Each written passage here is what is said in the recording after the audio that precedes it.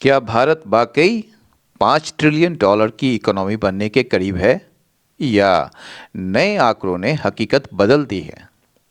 आज के the Hindu editorial में हम डिकोड करेंगे भारत की अर्थव्यवस्था का न्यू रियलिटी।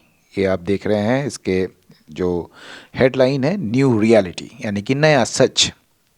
आज के एडिटोरियल का विषय है, ठीक है। तो हाल ही में सरकार ने नेशनल अकाउंट्स डाटा की एक नई सीरीज जारी की है जिसने भारत के आर्थिक आंकड़ों को मापने का तरीका पूरी तरह बदल दिया है। लेकिन क्या यह सिर्फ आंकड़ों का खेल है या इससे हमारी जेब और देश की नीतियों पर भी असर पड़ेगा? आज के इस वीडियो में हम 5 बड़े पॉइंट्स पर चर्चा करेंगे। पहला पॉइंट है बेस ईयर का बदलाव। क्यों 2011-12 को छोड़कर अब 2022-23 को आधार बनाया गया है?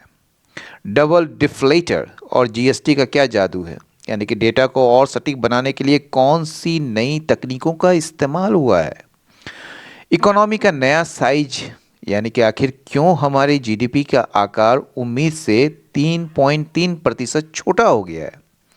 और 5 ट्रिलियन डॉलर का सपना का क्या होगा? क्या रुपया गिरने और जीडीपी घटने से हमारा लक्ष्य और दूर हो गया है?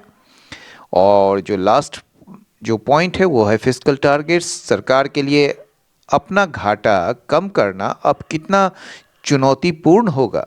अगर आप यूपीएससी, एसएससी या किसी भी कॉम्पिटिटिव एग्जाम की तैयारी कर रहे हैं या सिर्फ भारत की इकोनॉमी को गहराई से समझना चाहते हैं तो यह एनालिसिस आपके लिए बहुत ज़रूरी है।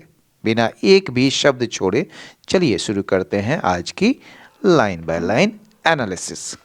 तो आप देख रहे हैं कि पहला जो सेंटेंस है या आप कह सकते हैं इसको हेडलाइन जो है न्यू रियलिटी यानी कि जो नया सच है, और फिस्कल टारगेट्स जो है आपका जो राजस्व का जो लक्ष्य है विल नाउ बी रीअलाइंड। रीअलाइन का मतलब होता है रीएडजस्ट, फिर से उसको ठीक करना, ठीक है ना, based on more accurate data. अब जो ये जो बेस ईयर का बदला गया है और कई सारी चीज़ें जो मतलब कि एक लाई गई है, तो उससे जो एक्यूरेट डाटा आ रहा है उस पर आधारित अब क्या होगा, फिस्कल डाटा या टारगेट्स को जो है ना वो रीअलाइन किया जाएगा या रीएडजस्ट किया जाएगा।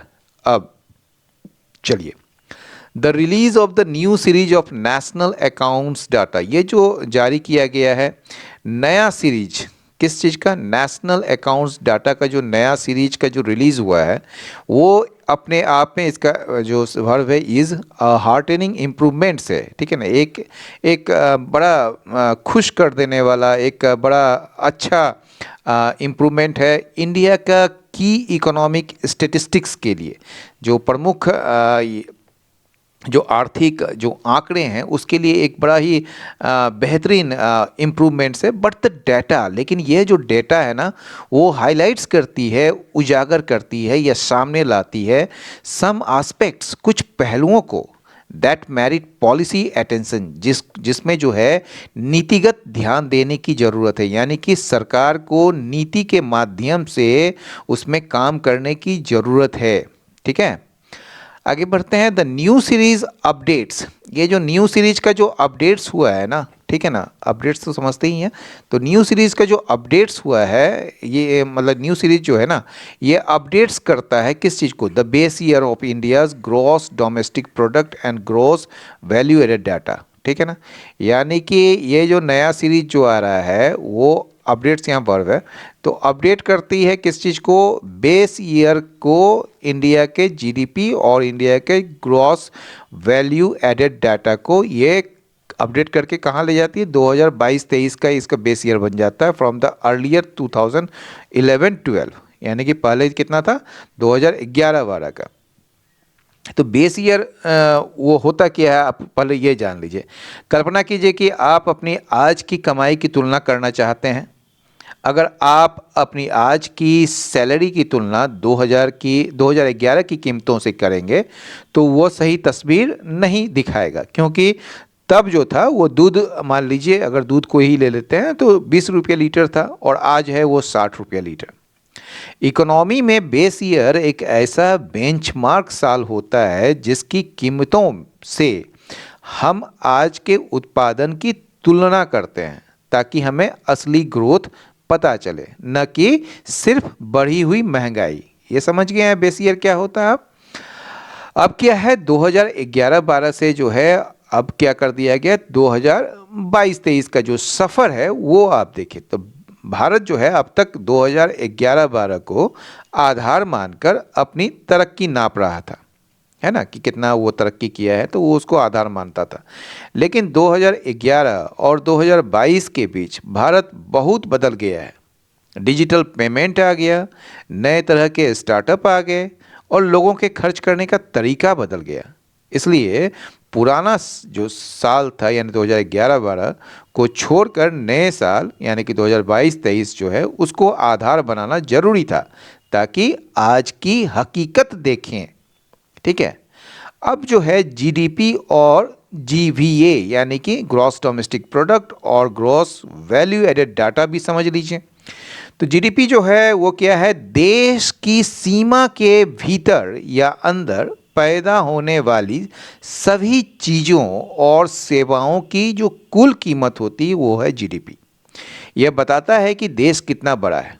ठीक है, और जीवीए जो है वो यह बताता है किसी खास सेक्टर जैसे खेती हो गया या फैक्ट्री हो गया उसमें अर्थव्यवस्था में कितना मूल्य या वैल्यू जोड़ा है। कोई खास सेक्टर जो है अर्थव्यवस्था में कितना मूल्य या वैल्यू उसने ऐड किया है। तो सिंपली अगर कंक्लूजन देखेंगे तो अब भारत की जीडीपी और तरक्की का हिसाब 2011 की पुरानी दुनिया को हिसाब से नहीं होगा बल्कि 2022-23 की नई दुनिया की कीमतों और आंकड़ों के हिसाब से लगाया जाएगा। तो ये कहने की बात हो रही है। ठीक है, चलिए आगे बढ़ते हैं। This was a long overdue update. ये जो अपडेट जो था ये 2011-12 से 2022-23 ये लॉन्ग ओवरड्यू था। लॉन्ग ओवरड्यू मतलब ये लंबे समय से प्रतीक्षित था, यानी कि इसकी प्रतीक्षा लंबे समय से की जा रही थी। सिंस क्योंकि अर्लियर डाटा जो था ना, पहले का जो डाटा 2011-12 का जो था वो दिन ब दिन जो है आउटडेटेड होता जा रहा था और अनरिप्रेजेंटेटिव भी होता जा रहा था, यानी कि उसका कोई मतलब ही नहीं था, उसका बेकार सा होता जा रहा था। विथ ईच पासिंग ईयर, प्रत्येक साल के गुजरने के साथ ये ज़्यादा से ज़्यादा जो है आउटडेटेड भी हो रहा था और अनरिप्रेजेंटेटिव भी हो रहा था। समझ गए, आगे बढ़ते हैं। Apart from the updated base year, ठीक है, जो अपडेटेड बेस ईयर है उसके अलावे द न्यू सीरीज जो है सेवरल मैथडोलॉजिकल इम्प्रूवमेंट। इसमें कई सारे मैथडोलॉजिकल इम्प्रूवमेंट्स हैं और न्यू डाटा सोर्सेज भी हैं। किसके लिए? फॉर ग्रेटर रॉबस्टनेस के लिए। ठीक है, यहाँ तक पहले आप ये समझिए। Apart from the updated base year, यानी कि यहाँ पर जो कहा जा रहा है कि साल बदलना तो एक बात है लेकिन इसके अलावा भी बहुत कुछ हुआ है। ठीक है, यानी कि सिर्फ कैलेंडर नहीं बदला बल्कि हिसाब लगाने का तरीका भी बदला है। अब वो क्या है? तो तरीके में सुधार हुआ, जैसे कि मैथडोलॉजिकल इम्प्रूवमेंट्स है, यानी कि मैथडोलॉजी का जो मतलब होता है वो होता है काम करने का तरीका।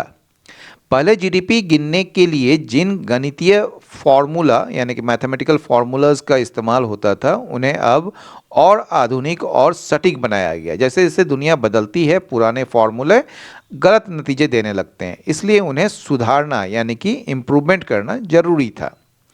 और आप पूछेंगे कि न्यू डेटा सोर्सेज क्या है? यानी कि डेटा सोर्स का मतलब होता है वह जगह जहां से जानकारी आती है। पहले सरकार कुछ सीमित जगहों से आंकड़े जुटाती थी, अब इसमें जीएसटी, इनकम टैक्स, आधुनिक सर्वे जैसे आगे पढ़िएगा एसयूज और पीएलएफएस जो है उसको शामिल किया गया है। अब सरकार के पास जानकारी के ज़्यादा और बेहतर रास्ते हैं। तो वही कह रहा है कि apart from the updated base year, update base year को तो अपडेट किए ही, लेकिन इसके अलावे जो है ये जो न्यू सीरीज में जो है मैथडोलॉजिकल इम्प्रूवमेंट्स भी है और न्यू डेटा सोर्सेस भी है फॉर ग्रेटर रॉबस्टनेस के लिए, क्योंकि और ज़्यादा मजबूती लाने के लिए। यानी कि जब डेटा के स्रोत ज़्यादा होते हैं और तरीके आधुनिक होते हैं तो जो आखिरी नंबर यानी कि जीडीपी का आंकड़ा निकल कर आता है उस पर कोई शक नहीं कर सकता, वो आंकड़ा ज़्यादा ठोस और भरोसेमंद होता है। इसलिए ग्रेटर रॉबस्टनेस की बात कर रहा है एडिटोरियल यहाँ पर। ठीक है, आगे चलते हैं। For example the adoption of the double deflator, ये बड़ा अच्छा लाइन है, देखिएगा। ये जो अपनाया गया है डबल डिफ्लेटर को, अभी बताएंगे हम आपको डबल डिफ्लेटर क्या होता है। ये डबल डिफ्लेटर अप्रोच को अपनाया गया है जो which accounts for the effect of inflation, मतलब जिसके वजह से जो है ना, मान लीजिए कि ये जो इन्फ्लेशन का इफेक्ट जो होता है वो सेपरेटली कैसा होता है इंटरमीडिएट गुड्स के लिए और फाइनल गुड्स प्रोडक्ट, ये भी बताएंगे आपको इंटरमीडिएट गुड्स क्या होता है और फाइनल प्रोडक्ट क्या होता है। ये जो मतलब कि डबल डिफ्लेटर अप्रोच जो है एडॉप्शन करना, उस इज़ अ मार्क्ड इम्प्रूवमेंट, ये बड़ा अच्छा एक चिन्हित सुधार है इन टर्म्स ऑफ असर्टनिंग में पता लगाना the real value added of India's production, India के प्रोडक्शन का जो रियल वैल्यू जो एडेड है उसके बारे में पता लगाने की बात हो रहा है। तो हम आपको पहले तो डबल डिफ्लेटर अप्रोच, ठीक है, उसके बारे में, ये एक तकनीक है उस, ठीक है। आप ऐसे समझिए कि मतलब एक मान लीजिए कि एक बिस्किट का फैक्ट्री ले लेते हैं, ठीक है, उदाहरण के रूप में। मान लीजिए एक बिस्किट का पैकेट जो है पहले 10 रुपये का था और अब ये जो है 12 रुपये का हो गया है, ठीक है। पुराने तरीके में हम सिर्फ देखते थे कि 2 रुपये की बढ़ोतरी हुई है, लेकिन यह नहीं पता चलता था कि यह 2 रुपये इसलिए बढ़े क्योंकि बिस्किट ज़्यादा बिके या इसलिए क्योंकि चीनी और आटा महंगे हो गए। तो डबल डिफ्लेटर इसमें क्या काम करता है? डबल मतलब दोहरी, है ना, दोहरी, डिफ्लेटर या डिफ्लेट करना यानी कि उसको कम करना। तो दोहरी डिफ्लेटर जो है यानी कि डबल डिफ्लेटर का जो काम है वो क्या है? पहला तो इंटरमीडिएट गुड्स, हमने बताया था ना, इंटरमीडिएट गुड्स मतलब हो गया कच्चा माल। यह देखता है कि आटा, चीनी और तेल की कीमतों में कितनी महंगाई बढ़ी।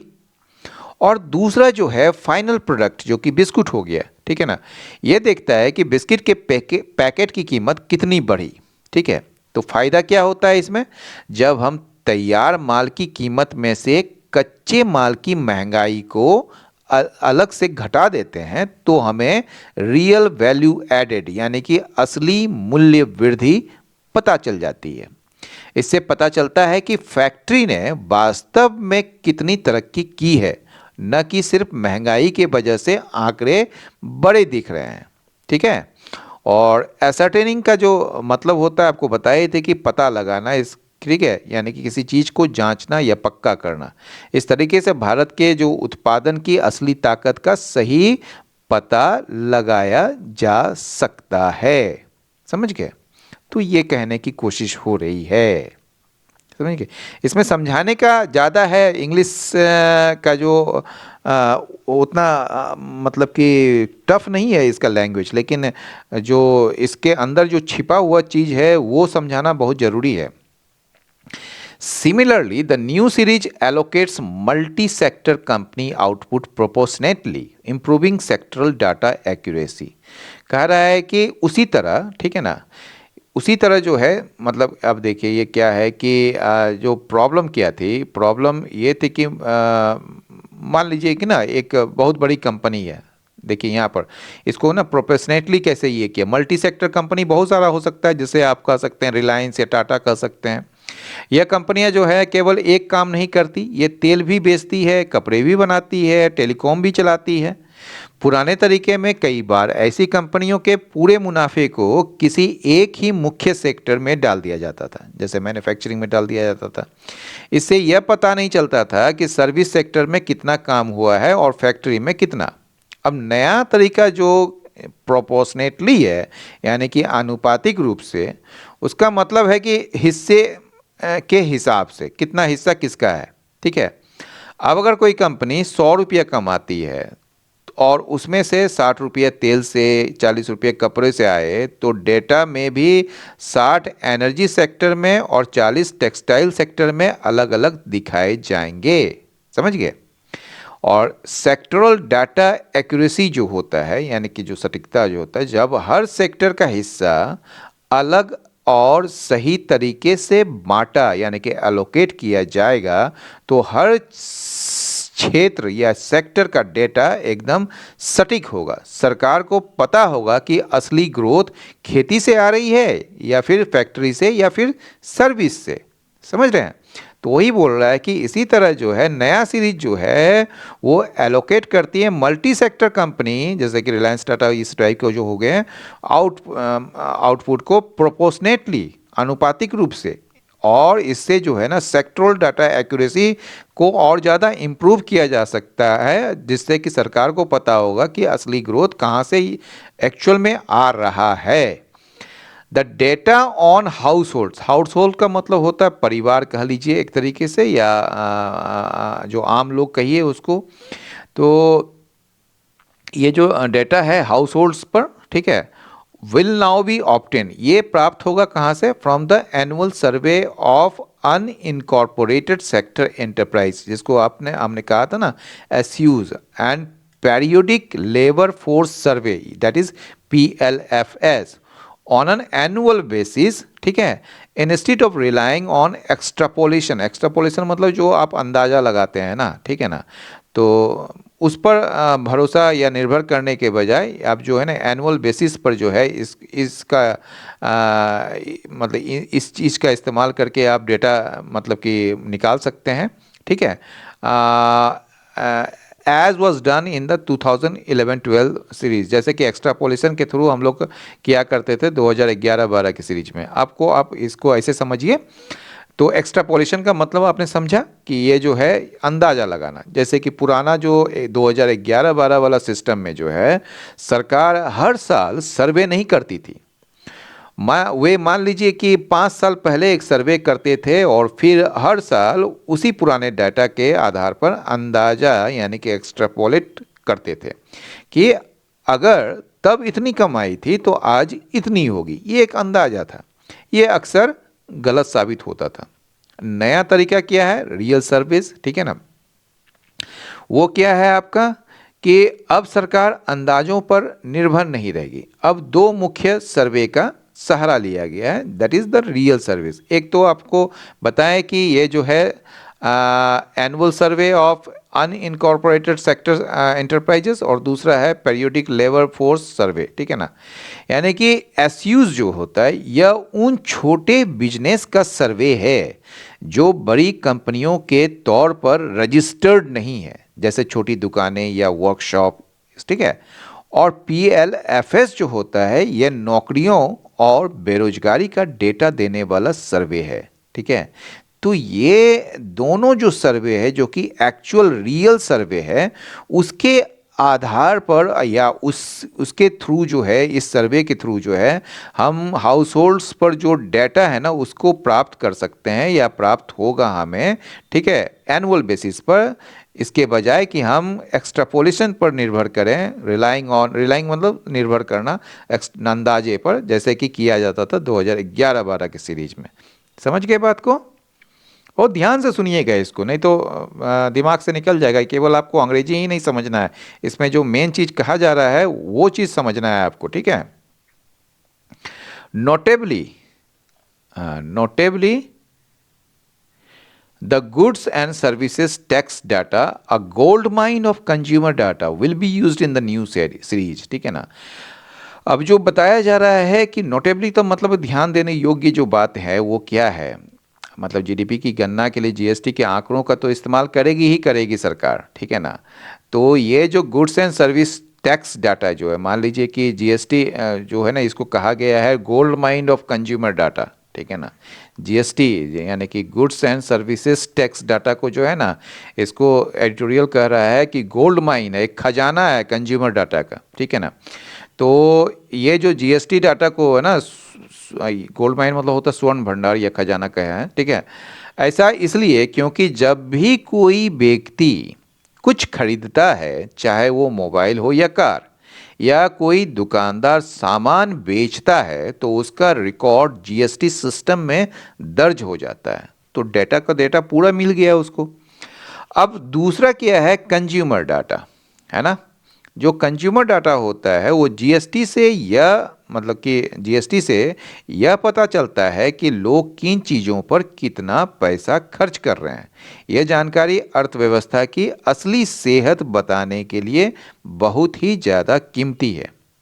और पहले के समय में क्या होता था कि लोग कितना खर्च कर रहे हैं इसका केवल अंदाज़ा लगाया जाता था, लेकिन अब चूंकि जीएसटी डिजिटल है, इसलिए सरकार के पास पक्के और सटीक आंकड़े होंगे कि बाजार में कितनी मांग है। तो वही चीज़ बोल रहा है कि नोटेबली, नोट करने योग्य जो जीएसटी डाटा जो है, जो कि gold mine of consumer data है, will be used in the new series. इस सीरीज में उसका इस्तेमाल होगा, ठीक है। The new series will also include new sources and methods of estimation for sectors that have historically been difficult to quantify, such as the agriculture sector and the vast informal sector। इसको समझिए, ये बड़ा अच्छा line है कि quantify का जो मतलब होता है वो होता है एक तरीके से अंकों में मापना, ठीक है। तो अंकों में मापना, तो दैट मीन्स किसी चीज़ को जो क्वांटिफाई करते हैं कि कितना हो रहा है कितना नहीं हो रहा है। तो ये जो नया सीरीज जो है ना, उसमें शामिल होगा, उसमें यह भी शामिल होगा क्या, न्यू सोर्सेज तो शामिल होगा ही शायद, और मेथड्स ऑफ एस्टिमेशन भी, यानी कि अनुमान लगाने का जो मेथड्स है फॉर सेक्टर्स, उन सेक्टरों के लिए, उन सेक्टरों के लिए, उन क्षेत्रों के लिए जो ऐतिहासिक रूप से बड़ा डिफ़िकल्ट रहा है उसको क्वांटिफाई करना, ठीक है ना। यानी कि उसको जो है मतलब कि मापना, नापना, जैसे कि एग्रीकल्चर सेक्टर में क्या हो रहा है नहीं हो रहा है, या फिर वास्ट इनफॉर्मल सेक्टर। तो ये कृषि सेक्टर में क्या मतलब कि देखिए, करोड़ों किसान ऐसे हैं जो अपनी उपज का कुछ हिस्सा खुद खाते हैं और कुछ नकद में बेच देते हैं। इससे उसका जो पक्का बिल अक्सर नहीं जनरेट होता है, ठीक है। अनौपचारिक क्षेत्र जो होता है, इनफॉर्मल जो सेक्टर होते हैं, जैसे कि रेहड़ी पटरी वाले या दिहाड़ी मजदूर, या फिर छोटे वर्कशॉप जो आते हैं उसमें जो किसी कागज़ या कंप्यूटर पर अपना हिसाब नहीं रखते। तो ऐसे इनफॉर्मल सेक्टर और एग्रीकल्चर सेक्टर को क्वांटिफाई करना जो है ना, बड़ा डिफ़िकल्ट रहा है ऐतिहासिक रूप से, ठीक है। तो आज़ादी के बाद से इन क्षेत्रों का डेटा जो है ना केवल अंदाज़ों पर चलता था, क्योंकि इनका कोई पक्का रिकॉर्ड नहीं होता था। तो इसका समाधान क्या है, तो ये जो है नई जो सीरीज में जो है ना, सरकार ने ऐसे तरीके में क्या है, जैसे कि एक तो आपको मतलब कि जैसे न्यू सोर्सेस इसमें शामिल किया गया, मेथड्स ऑफ एस्टिमेशन, ठीक है ना। यानी कि तरीके में क्या हो गया, जैसे सैटेलाइट इमेज का उपयोग फसलों के लिए या डिजिटल पेमेंट का डेटा खोजे हैं, ठीक है ना। ये जो तरीके खोजे हैं जिनसे इन मुश्किल सेक्टरों को भी एकदम सही कमाई का पता लगाया जा सके, समझ गए। तो ये बात है। चलिए आगे बढ़ते हैं। All of these should yield, या शुड जो है ना उसका यूज़ कोई कर्तव्य के लिए नहीं है, यहाँ पर एक पॉसिबिलिटी के लिए है कि ये सारी चीज़ जो है ना, जो ऊपर जो दिए हैं ये सभी जो है ना, वो इल्ड, इल्ड मतलब कि इसका परिणाम निकल सकता है, या इसके मतलब कि एक तरीके से जो है इल्ड का मतलब पैदा करना या किसी चीज़ का नतीजा देना। तो ये सारे जो चीज़ हैं, all of these should yield a more accurate picture of India's economic size and growth. तो भारत का जो इकोनॉमिक साइज है, जो आर्थिक जो आकार है इसका, या फिर जो ग्रोथ है, जो वृद्धि का जो एक्यूरेट पिक्चर, कहीं ज़्यादा जो एक तरीके से कहिए कि जो क्या कहेंगे, जो एक असली और साफ तस्वीर जो है वो दे सकता है। मतलब ये सभी जैसे कि मतलब कि उन सुधारों की बात यहाँ पर किया जा रहा है जिनका जिक्र पिछले वाक्य में हुआ, जैसे कि डबल डिफ्लेटर हो गया, जीएसटी डेटा हो गया, कृषि क्षेत्र का नया डेटा हो गया, ये सारे जो चीज़ें हैं, ऑल ऑफ दीज, ठीक है ना। तो शुड इल्ड या मतलब उसका नतीजा जो होगा, ठीक है, वो बेहतर निकलेगा। अब क्या बेहतर निकलेगा कि मोर एक्यूरेट पिक्चर आएगा उससे, यानी कि अभी तक तो हम पुराने और अधूरे आंकड़ों के आधार पर अर्थव्यवस्था को देख रहे थे जो थोड़ा धुंधला था। अब हमें असली और साफ तस्वीर दिखेगी। और इकोनॉमिक साइज और ग्रोथ जो होता है वो मतलब आर्थिक यानी कि भारत की अर्थव्यवस्था असल में कितने लाख करोड़ की है, वो है उसका आकार। और विकास यानी कि ग्रोथ जो है पिछले साल के मुकाबले हम कितनी तेजी से आगे बढ़ रहे हैं, वो चीज़ होता है ग्रोथ। ठीक है, चलिए नेक्स्ट पैराग्राफ में, द न्यू सीरीज प्रिडिक्ट्स, ये जो नया सीरीज जो है ना वो मतलब कि प्रिडिक्ट्स का मतलब होता है भविष्यवाणी करना, अनुमान लगाना। वो प्रिडिक्ट्स करता है इंडिया का जीडीपी जो है वो बढ़ेगा 7.6% in the current financial year 2025-2026। ठीक है ना, 2025-26 में जो है जीडीपी की रफ्तार जो है ना वो बढ़ेगी 7.6% तक। ठीक है ना,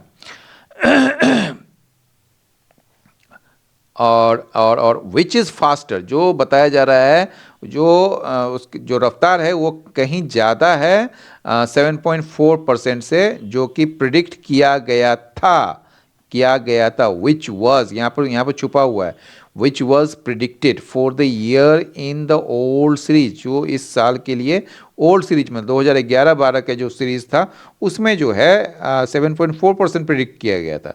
यानी कि पुराना तरीका जो था मतलब कि पुराना तरीका में जो है 2011-12 के हिसाब से ग्रोथ जो है 7.4% रहने वाली थी, लेकिन नया तरीका जो है वो इसको 7.6% बताया है। ठीक है ना, तो ये बड़ा खुशी की बात है ना। तो लेकिन है तो मात्र 0.2%, लेकिन 0.2% जहाँ पर लाखों करोड़ों का जो ये होता है मतलब कि एक आकार है इसका, तो उसमें 0.2% भी बहुत बड़ी बात होती है, समझ गए। तो आगे बढ़ते हैं।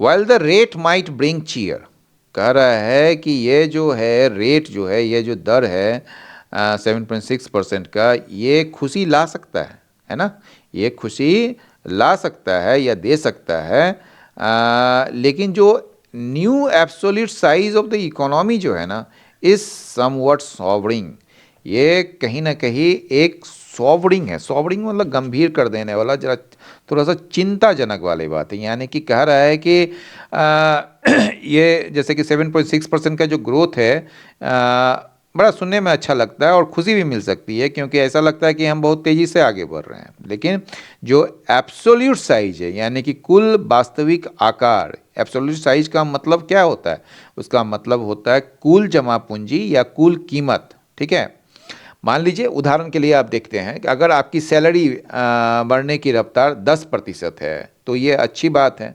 लेकिन अगर आपकी कुल सैलरी ही 10,000 रुपया हो तो वो 10% की बढ़त भी बहुत छोटी लगेगी, यानी कि 1,000 रुपया बढ़ेगा इससे। तो समवट सॉवरिंग का जो मतलब है कि कुछ हद तक गंभीर कर देने वाला। ठीक है, यानी कि इससे जो है ना आपको शांत और गंभीर बना देता है।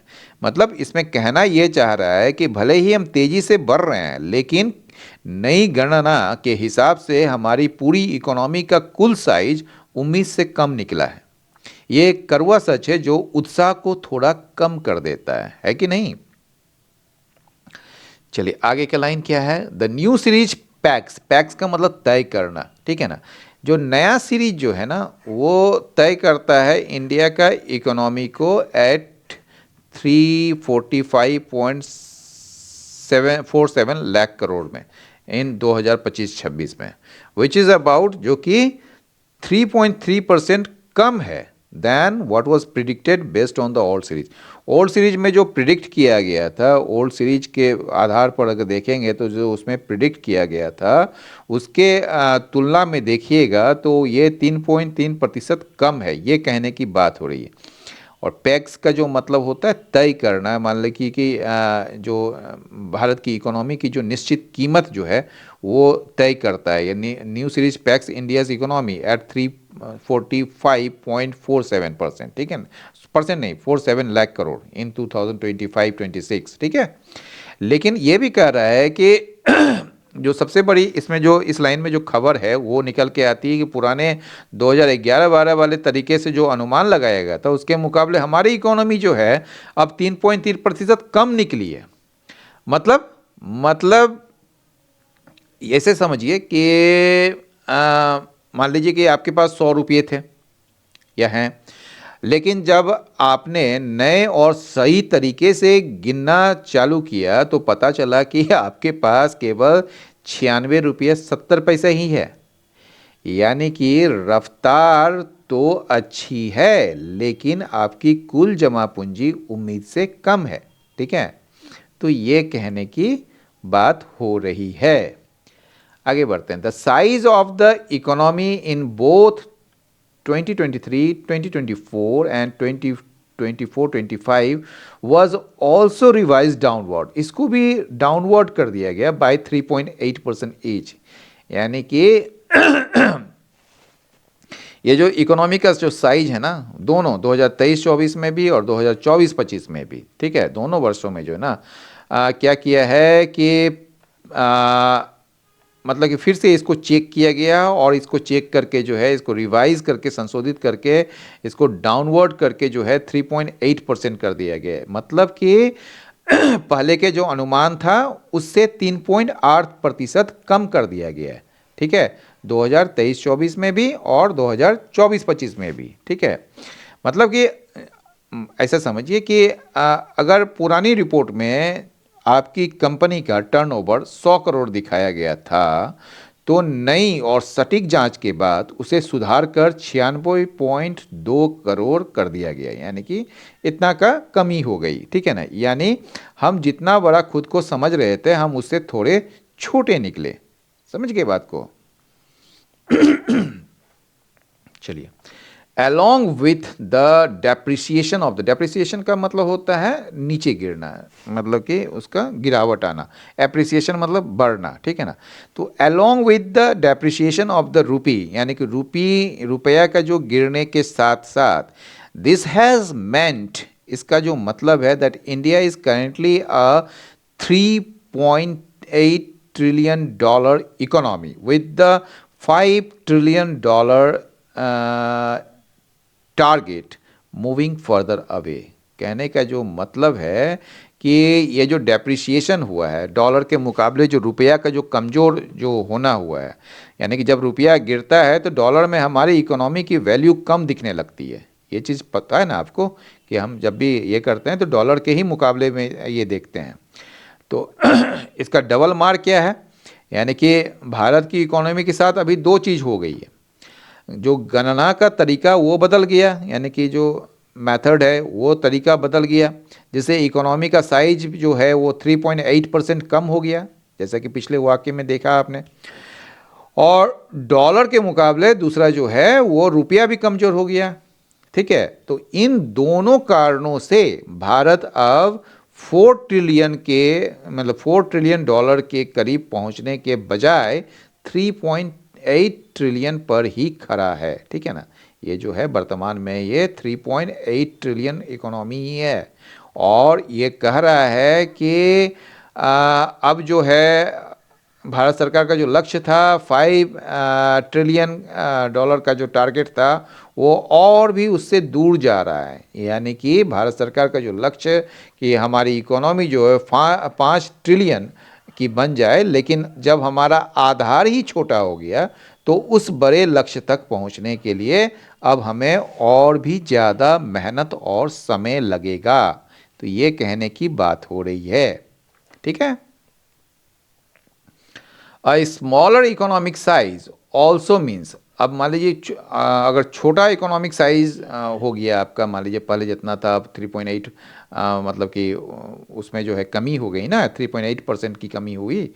तो ये जो स्मॉलर इकोनॉमिक साइज जो है उसका मतलब ये भी है कि सेंटर का वेरियस कमिटमेंट्स होगा, यानी कि कई सारे जो है मतलब प्रतिबद्धता होंगी, ठीक है ना, कटिबद्ध होंगे सेंटर जो है, किस लिए, to lower the fiscal deficit and debt, ठीक है, वो फिजिकल डेफिसिट मतलब कि राजस्व घाटे को और डेट को कम करने के लिए। ये जो एक ऐसा रेशियो है जो जुड़ा हुआ है नॉमिनल जीडीपी से, और ये जो कमिटमेंट्स है ये और ज़्यादा मतलब कि टफ होता जाएगा प्राप्त करना। तो यहाँ पर जो बिकम जो आप देख रहे हैं यहाँ पर इसका वर्ब, वो उसका जो सब्जेक्ट है वो है कमिटमेंट्स, ठीक है ना। तो a smaller economic size also means, उसका यह भी मतलब है कि the centre's various commitments to lower the physical deficit and debt. उसके बाद आप डैश में घिरा हुआ है, ये बताया जा रहा है एडिशनल इंफॉर्मेशन कि ratio that are pegged to nominal GDP also become that much tougher to achieve. वो उतना ही ज़्यादा टफ होता जाएगा उसको प्राप्त करना। अब इसको ऐसे समझिए, फिजिकल डेफिसिट एंड डेट जो होता है, सरकार जो भी उधार लेती है या जितना उसका खर्च उसकी कमाई से ज़्यादा होता है उसे उसे जो है राजकोषीय घाटा या कर्ज कहते हैं, ठीक है। अब जो ये लाइन जो देख रहे हैं, ratios that are pegged to nominal GDP, वो इसका ये कहने का मतलब है कि सरकार जो है अपना घाटा और कर्ज कभी भी रुपयों में नहीं नापती है, ठीक है, बल्कि जीडीपी के प्रतिशत में नापती है, ठीक है। उदाहरण के रूप में मान लीजिए आपके आपका आपका जो है कर्ज है 50 रुपया और आपकी कुल कमाई 100 रुपया है, तो आपका कर्ज जो है 50% हुआ। लेकिन अगर आपकी कमाई घटकर 90 रुपया हो जाए तो वही 50 रुपये का कर्ज जो कि कमा नहीं है उतना ही है, वो अब 55% दिखने लगेगा। समझ गए, जितना भी है, ठीक है ना। तो वो अब कितना लगेगा, 55% या उससे ज़्यादा दिखने लगेगा, ठीक है ना। और यहाँ जो है टफर टू अचीव जो है, तो कहने का ये मतलब है कि चूंकि नई गणना में भारत की जीडीपी जो है वो 3.3% छोटी हो गई है, इसलिए सरकार ने घाटा कम करने के जो लक्ष्य रखे थे वे अब अपने आप बढ़ गए हैं, ठीक है। अब उन लक्ष्यों को पूरा करना सरकार के लिए बहुत चुनौतीपूर्ण हो गया है। तो ये कहने की बात हो रही है, समझ गए ना। और ये आपको बता दिए कि इसका जो कमिटमेंट्स के लिए ये बिकम आ रहा है, ठीक है ना। आगे बढ़ते हैं। दैट सेड का मतलब जानते हैं क्या होता है? कल भी शायद बताए थे आपको या एक दो दिन पहले भी बताए थे। ये सारे चीज़ों के जो आप देख रहे हैं ऊपर में, उसके बावजूद भी, ठीक है ना, दैट सेड, ठीक है, या फिर भी या इसके बावजूद भी, यानी कि पिछले वाक्यों में जो हमने देखा कि इकोनॉमी का साइज कम हो गया, 5 ट्रिलियन डॉलर का जो लक्ष्य है वो दूर हो गया और कर्ज का बोझ भी बढ़ गया। तो ये जो दैट सेट का इस्तेमाल यह कहने के लिए हुआ है कि इन सब कड़वी सच्चाइयों के बावजूद, ठीक है, it is better to realign targets based on more accurate data than to blithely forge ahead with decade old metrics, ठीक है। तो ये कहने की कोशिश हो रही है कि मतलब कि ये जो आपका एडिटोरियल जो कह रहा है कि इस सब के बावजूद जो है ना, ये बेहतर है, ठीक है ना, ये बेहतर है कि हम अपने टारगेट्स को रीअलाइन करें, रीएडजस्ट करें, जो कि एक कहीं ज़्यादा एक्यूरेट डाटा पर आधारित हो, न कि मतलब कि बेपरवाह तरीके से आगे बढ़ें। जो दशकों पुराने मतलब दशक पुराने जो मैट्रिक्स थे, जो मापदंड थे, उसके साथ। तो कहने का ये मतलब है कि जब हमें पता चला कि हमारी इकोनॉमी वैसी नहीं है जैसा कि हम सोच रहे थे, तो पुराने लक्ष्य को पकड़कर बैठना बेवकूफ़ी है, ठीक है। हमें अपनी योजनाओं को नई हकीकत के हिसाब से रीअलाइन मतलब उसको रीएडजस्ट या ठीक करना या संरेखित करना चाहिए। और हमको जो है वो पुराने जो ओल्ड मैट्रिक्स जो हैं हमारा, मैट्रिक्स का मतलब होता है स्टैंडर्ड, मापदंड जिसको कह सकते हैं, ठीक है ना। जो दशक पुराने जो मानक जो हैं, यानी 2011-12 का जो डेटा जो अब 14-15 साल पुराना हो चुका है, तो एडिटोरियल ये कह रहा है कि पुराने और गलत आंकड़ों के भरोसे अंधेरे में तीर चलाने से कहीं बेहतर है कि हम कड़वे लेकिन सटीक आंकड़ों को स्वीकार करें और उनके हिसाब से प्लानिंग करें, ठीक है। तो ये कहने की बारी, it is better to align targets based on more accurate data, न कि इसके बजाय कि हम लोग बेपरवाह तरीके से आगे बढ़ें। इस ओल्ड मतलब कि डिकेड ओल्ड के मैट्रिक्स के साथ, ठीक है। तो आपने देखा कि एडिटोरियल का सार जो है वो यह है कि भले ही हमारी इकोनॉमी का साइज कागज़ों पर थोड़ा कम दिख रहा हो, लेकिन 2022-23 के लिए जो नया बेस ईयर जो है, ठीक है ना, और सटीक डेटा सोर्सेज जो है के साथ हम एक ज़्यादा पारदर्शी और मजबूत भविष्य की ओर बढ़ रहे हैं, ठीक है। पुराने आंकड़ों के साथ अंधेरे में तीर चलाने से बेहतर है कि हम कड़वी हकीकत को स्वीकार कर अपनी नीतियों को फिर से संवारें, ठीक है। तो उम्मीद है आज का यह लाइन बाय लाइन एनालिसिस और ग्रामर पॉइंट्स आपके लिए मददगार रहे होंगे। अगर आपको यह वीडियो पसंद आया तो इसे लाइक ज़रूर करें। अपने सुझाव या आज के किसी भी कठिन शब्द पर अपना सवाल कमेंट में पूछें। और हाँ, हर रोज़ इसी तरह एडिटोरियल को आसान भाषा में समझने के लिए चैनल को सब्सक्राइब करना और बेल आइकन दबाना ना भूलें। अंत करने से पहले एक बार वर्ड्स को देख लेते हैं। रीअलाइन यानी कि पुनर्गठित करना, संरेखित करना या ठीक करना, रीएडजस्ट करना, रीएडजस्टेड, रीऑर्गेनाइज्ड या रिकैलिब्रेटेड, ठीक है। और इसका एंटो हो जाएगा मिस अलाइंड या फिर डिसऑर्डर्ड या फिक्स्ड, ठीक है। डबल डिफ्लेटर बताए ही थे। डबल डिफ्लेटर क्या होता है? ये एन अकाउंटिंग मेथड होता है that adjust both input and output prices for inflation, ठीक है ना। यानी कि इनपुट और आउटपुट दोनों प्राइसेस को, यानी कि प्राइस एडजस्टमेंट, इन्फ्लेशन करेक्शन या रियल वैल्यू मैट्रिक। इसका एंटो हो जाएगा सिंगल डिफ्लेटर, नॉमिनल मेजर या अनएडजस्टेड वैल्यू। असर्टेनिंग मतलब पता लगाना, डिटरमिनिंग या डिटरमाइनिंग कहिए, कंफर्मिंग या वेरीफाइंग। इसका एंटो हो जाएगा डाउटिंग, गेसिंग या ओवरलुकिंग। एक्स्ट्रापोलेशन अंदाज लगाना या बाह्य गणन जिसको कह सकते हैं, प्रोजेक्शन, एस्टिमेशन, इन्फ्रेंस। एंटो हो जाएगा फैक्ट, मेजरमेंट या प्रूफ। क्वांटिफाई मात्रा निर्धारित करना, अंक मापन करना। मेजर, कैलकुलेट या फिर अप्रेज। एंटो हो जाएगा एस्टिमेट, गेस या फिर डिवैल्यू। सॉबरिंग का मतलब होता है सीरियस, गंभीर, ग्रेवर या सोलम। एंटो हो जाएगा चीयरफुल, इंकरेजिंग या फ्रीबोलस। ब्लिथली मतलब लापरवाही से, बेपरवाही से। केयरलेसली, हिटलेसली या फिर कैजुअली। एंड हो जाए केयरफुली, प्रूडेंटली या कॉशसली। मैट्रिक्स मापदंड, मानक जिसको कह सकते हैं, स्टैंडर्ड्स, क्राइटेरिया, बेंचमार्क्स। एंड हो जाएगा गेसेस, एनोमलीज या फिर डिविएशंस। हार्टेनिंग मतलब आपको खुश कर देने वाला, उत्साहपूर्वक। Encouraging, uplifting, cheering. एंड हो जाएगा डिसहार्टनिंग, डिप्रेसिंग या फिर डिस्करेजिंग। अनरिप्रेजेंटेटिव मतलब बेकार, बेमल, ठीक है ना, टिपिकल, इनएक्यूरेट, डिस्टॉर्टेड। एंड हो जाएगा टिपिकल, फेथफुल या एक्यूरेट। मैथडोलॉजिकल का मतलब होता है सिस्टमेटिक या फिर प्रोसीजरल। इसका एंड हो जाएगा रैंडम, हैपेजर्ड, ठीक है। इसका साइनो एनालिटिकल भी हो सकता है। And unstructured. अनइनकॉर्पोरेटेड मतलब असंगठित या गैर पंजीकृत। अनऑर्गेनाइज्ड, प्राइवेट या अनरजिस्टर्ड। एंड हो जाएगा इनकॉर्पोरेटेड, ऑर्गेनाइज्ड या फिर फॉर्मल। इनफॉर्मल सेक्टर जो जानते ही हैं, जो रेडी वगैरह वाला सब जो होता है। ग्रे इकोनॉमी, शैडो इकोनॉमी या फिर अनऑर्गेनाइज सेक्टर जिसको कह सकते हैं। एंड हो जाएगा फॉर्मल सेक्टर, रेगुलेटेड मार्केट या फिर ऑफिशियल इकोनॉमी। एब्सोल्यूट साइज जो होता है वो वास्तविक आकार, टोटल वैल्यू, ग्रॉस अमाउंट या फुल स्केल। एंड हो जाएगा रिलेटिव साइज, परसेंटेज या फ्रैक्शन।